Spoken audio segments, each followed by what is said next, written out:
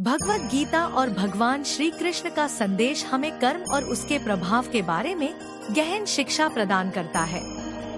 गीता में भगवान कृष्ण ने अर्जुन को जीवन के हर पहलू में कर्म का महत्व समझाया। कर्म जीवन का आधार है और हम सभी अपने कर्मों के बंधन में बंधे होते हैं। भगवान कृष्ण ने गीता में कर्म। दोस्तों, हमारा नया चैनल है, आगे बढ़ाने के लिए सब्सक्राइब जरूर करना। आपका धन्यवाद। कर्मफल और कर्मयोग की बातें की हैं, जिनसे यह स्पष्ट होता है कि कर्म किसी को माफ नहीं करते। कर्म का सिद्धांत भगवान श्री कृष्ण कहते हैं, कर्म ही जीवन की धुरी है। हर जीव अपने कर्मों के अनुसार इस संसार में आता और जाता है। जो भी कर्म हम करते हैं, उसका प्रभाव हमारी वर्तमान और भविष्य की स्थिति पर पड़ता है।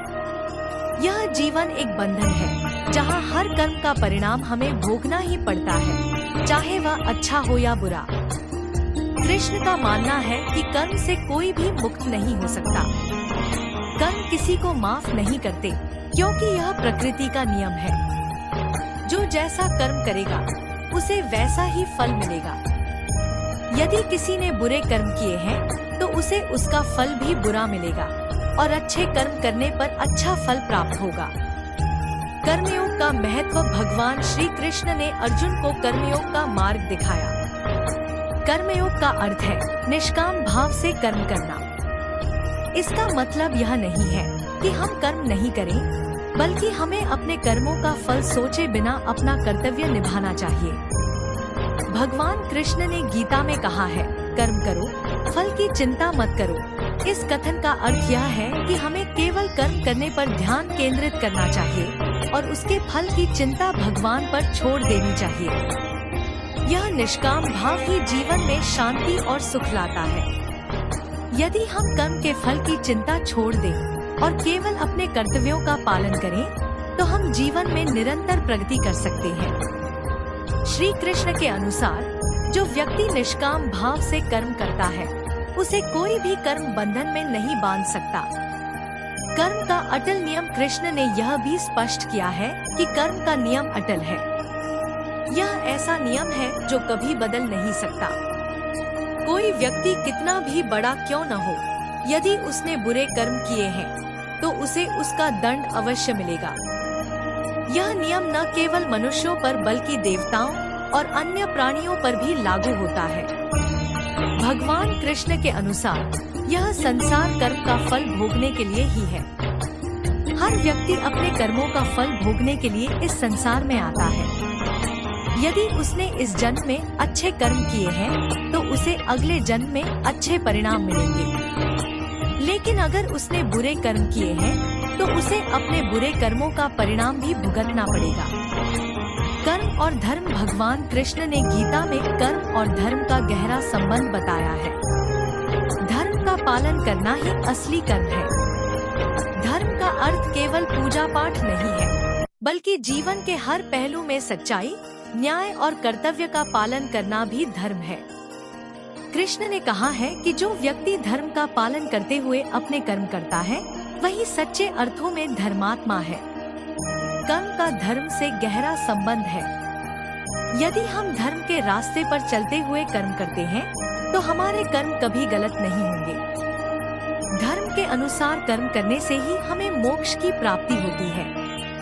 लेकिन यदि हम अधर्म के मार्ग पर चलते हैं, तो हमारे कर्म भी गलत होंगे और हमें उनके बुरे परिणाम भोगने पड़ेंगे। कर्मफल का सिद्धांत। कृष्ण के अनुसार कर्मफल का सिद्धांत पूरी तरह से न्याय संगत है। कोई भी कर्म बिना परिणाम के नहीं रहता।